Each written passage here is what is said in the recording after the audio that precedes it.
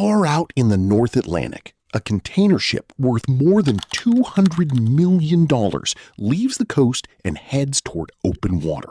From a distance, everything about the vessel looks normal. But there is one detail most people never stop to question. The person responsible for the lives of the entire crew and thousands of containers is sitting hundreds of meters away from the ship's bow. The bridge is positioned almost at the very rear. At first, that seems completely backwards. The captain is responsible for controlling the entire vessel, yet the most important control room appears to have been pushed as far away from the front as possible. Some people assume this layout is simply a tradition inherited from the age of sailing ships, but that explanation misses the real story. The position of a modern ship's bridge is the result of physics, human endurance, mechanical engineering, visibility requirements, and perhaps most importantly, money. So why don't shipbuilders simply put the captain at the front? What did engineers discover about enormous ships that most people never see? And how can moving a bridge only a few dozen meters change the economics of an entire vessel? To understand that, we first have to look at what happens to a gigantic ship when it encounters ocean waves. Imagine taking a steel ruler 400 meters long and bending it from both ends. That is surprisingly close to what happens to an enormous ship at sea. From the outside, a modern container ship looks like one enormous solid structure, but it doesn't behave like a completely rigid object. A vessel hundreds of meters long acts more like a gigantic, flexible steel beam floating on water.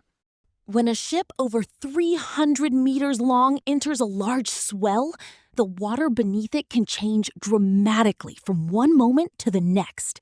At one instant, the middle of the ship may be supported by the crest of a massive wave, while the bow and stern lose much of their support. The hull bends upward in the center. Engineers call this condition hogging. Seconds later, the situation can reverse. The bow and stern may be supported by two separate wave crests, while the middle of the ship drops into the trough between them. Now the hull bends in the opposite direction. This is known as sagging. During severe conditions, the entire structure can flex by several meters. The ship is effectively behaving like a gigantic steel spring. That is why naval architects use specially engineered high-strength steel.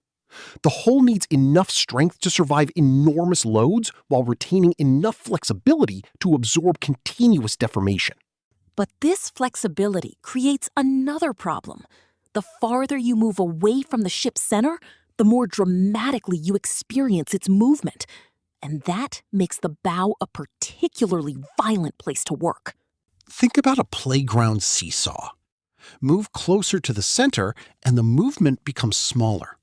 Move toward the very end and every small rotation becomes much larger. A ship behaves according to the same basic principle. The bow is effectively the end of a gigantic mechanical lever. When a wave lifts the front of the vessel, the very tip of the bow travels through a huge arc. Even when the ship's center moves relatively little, the extremities can rise and fall dramatically. Early experiments with increasingly large tankers revealed just how severe this effect could become. Engineers placed measuring equipment near the bow to record acceleration during rough water trials. The results were alarming. Even moderate waves could produce extremely high vertical accelerations at the front of the vessel. Heavy equipment could be ripped from its mounts. The deck beneath a person's feet could suddenly accelerate downward or upward with tremendous force. That led engineers toward an unavoidable conclusion. The bow was one of the worst possible places to put the people responsible for navigating the ship. The problem wasn't simply that the bridge would shake. The human body itself has limits. And those limits become critical when the person on the bridge has to make precise decisions. Imagine standing at the end of a giant swing for 12 hours while the entire platform repeatedly moves through a large vertical arc. That gives you an idea of what a person near the bow can experience during heavy seas. Marine engineers and medical researchers pay close attention to vertical acceleration because it directly affects human performance. When the bow climbs a wave and then drops toward the trough, the body experiences rapidly changing loads. For short periods, a person can effectively feel much heavier than normal. Then, just moments later, the load can drop dramatically. The result is more than discomfort. The brain receives conflicting signals from the eyes, inner ear, and body. Balance becomes difficult. Concentration deteriorates. Nausea develops. And the person responsible for navigating a billion-dollar vessel may suddenly struggle to perform even basic tasks. Research into shipboard motion has repeatedly demonstrated that people tolerate movement much better near the vessel's center or stern than near the extreme bow. The reason is simple. The stern is closer to the ship's center of rotation and experiences less dramatic vertical movement. Moving the bridge away from the bow can therefore reduce the motion experienced by the crew by a huge amount. But protecting the captain from seasickness is only one part of the answer. There is another machine that strongly influences where the bridge can be placed: the engine. Deep inside a modern container ship is an enormous industrial machine. The main marine diesel engine can weigh more than 2,000 tons. Its individual components are enormous. Even the crankshaft can weigh as much as several heavy tanks. And all of that machinery exists for one purpose: to turn the propeller. The propeller sits at the stern. So the engine needs to be connected to it through a propulsion shaft. Now imagine placing that engine in the middle of a 300-meter ship. You would need an extremely long shaft running through a huge portion of the hull before it reached the propeller. That creates a serious engineering problem. A very long shaft doesn't simply spin. It twists, it vibrates, it flexes. And it becomes extremely sensitive to even small changes in alignment. Remember what the hull is doing in heavy seas. The ship itself is bending. That means a long propulsion shaft running through the hull is constantly being forced to operate while its supporting structure changes shape. The bearings supporting the shaft can experience enormous loads and vibrations. Heat builds up. Alignment becomes difficult, and mechanical failure becomes a real possibility. So engineers found a much simpler solution: put the engine as close to the propeller as possible. That means placing the entire engine room toward the stern. Now the propulsion shaft can be dramatically shorter. Less shaft length means fewer alignment problems, lower mechanical losses, reduced vibration, and simpler construction. And that brings the bridge into the picture. A ship's bridge isn't just a room with windows. It is connected to hundreds of systems: control lines, electrical cables, communication systems, hydraulic equipment, monitoring equipment, and engine controls all have to communicate with machinery throughout the vessel. If the bridge is located directly above the engine room, many of those systems can be routed vertically. That is much simpler than running them hundreds of meters through the ship. So engineers discovered that putting the bridge, accommodation areas, and machinery in the same general region could save enormous amounts of complexity. But there was another factor that became increasingly important: Cargo. And this is where ship design stops being only an engineering problem and becomes a financial one. Modern shipping is an incredibly competitive business. For a container ship, empty space isn't just empty space. It represents lost revenue. Every location that cannot hold a container means fewer containers transported on every voyage. That matters because containerization completely transformed global shipping. After standardized containers became widespread, ships no longer needed huge amounts of space for workers to manually load individual boxes, barrels, and bags. Instead, thousands of standardized steel containers could be loaded rapidly. Ship designers immediately began looking for ways to maximize the number of containers each vessel could carry. And placing the bridge in the middle created a major problem. The bridge would have to be connected to the engine room at the stern. That means long electrical routes, pipes, ventilation systems, service shafts, emergency access routes, and other technical infrastructure would have to pass through valuable cargo areas. Those spaces couldn't simply be filled with containers. The result would be hundreds of lost container positions. By moving the bridge toward the stern, engineers could concentrate much of the ship's infrastructure into one compact block. The remaining hull could be used almost entirely for cargo. That meant more containers. More containers meant lower transportation costs per unit. And lower costs made the ship more competitive. The design seemed almost perfect until another problem appeared: visibility. Imagine sitting in the last row of a bus while every seat in front of you is occupied by enormous boxes stacked all the way to the ceiling. Now imagine that the bus is hundreds of meters long. That is essentially the visibility problem facing a captain on a heavily loaded container ship. Modern vessels can carry containers stacked many levels high. From a bridge positioned near the stern, those containers can form an enormous wall directly in front of the captain. Even though the bridge may be dozens of meters above the water, the captain still cannot see directly over the entire stack. A large blind zone develops ahead of the ship. Anything small enough can potentially disappear inside that region.